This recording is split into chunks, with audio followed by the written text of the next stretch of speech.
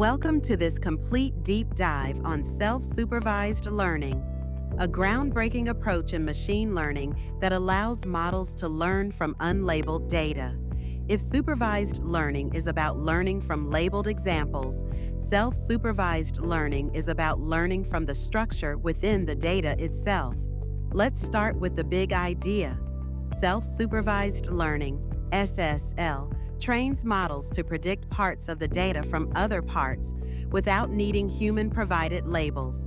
This makes it extremely powerful for scaling AI across domains like vision, language, and speech. Here's an example. In natural language processing, a model might try to predict missing words in a sentence. In computer vision, it might predict a rotated image's angle or match parts of an image together. SSL creates a pretext task, like predicting the next frame in a video or whether two image patches belong together. The idea is that by solving these synthetic tasks, the model learns useful representations that can be transferred to real tasks. Let's explore the two main categories of SSL: contrastive learning and predictive or generative learning. Contrastive learning teaches the model to pull similar representations together and push dissimilar ones apart. A good example is SimCLR, which applies random augmentations to images and trains a model to identify which augmented views came from the same original. MoCo, momentum contrast, uses a momentum encoder and a queue of negative examples to stabilize training.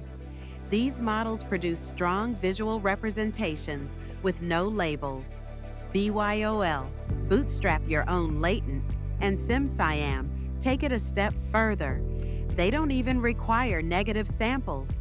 They use two networks, an online and a target encoder, and train by predicting one from the other. In language, self-supervised learning has powered massive breakthroughs.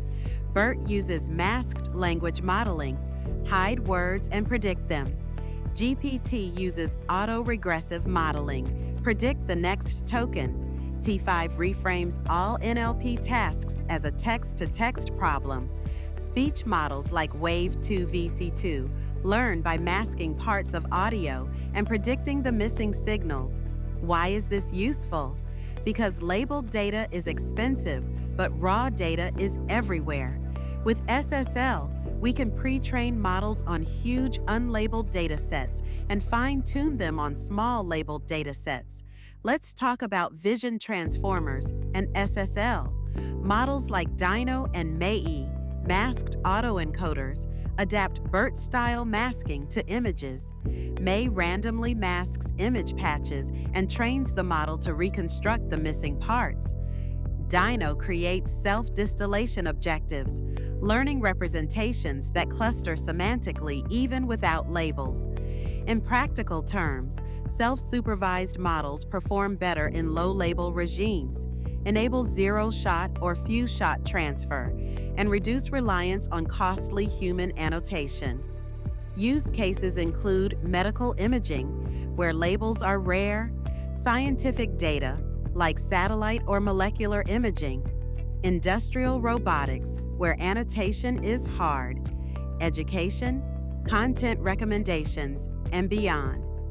Tools and libraries for SSL include PyTorch Lightning with BYOL and SimCLR implementations, Hugging Face transformers for BERT and GPT-style models, and OpenCV and Torch Vision for augmentations.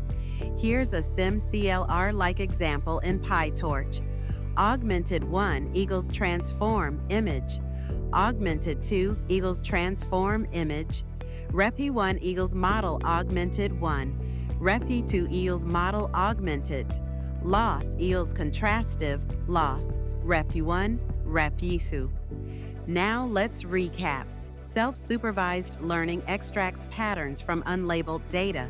Common strategies include contrastive, generative, and masked prediction. It powers models like BERT, GPT, SimCLR, BYOL, and DINO. Used widely in NLP, vision, speech, and more. Thanks for watching.